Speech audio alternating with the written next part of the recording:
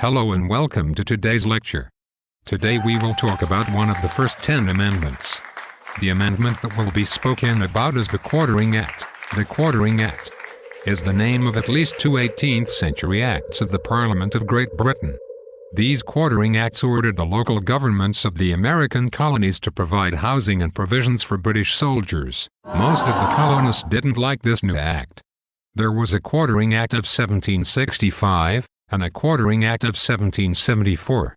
They were both very similar. The Quartering Act of 1765 was given royal assent on March 24, 1765, and provided that Great Britain would house its soldiers in American barracks and public houses, as by the Mutiny Act of 1765, but if its soldiers outnumbered the housing available, would quarter them in inns, livery stables, alehouses, victualling houses, and the houses of sellers of wine and houses of persons selling of rum, brandy, strong water, cider or metheglin, and if numbers required in uninhabited houses, outhouses, barns, or other buildings.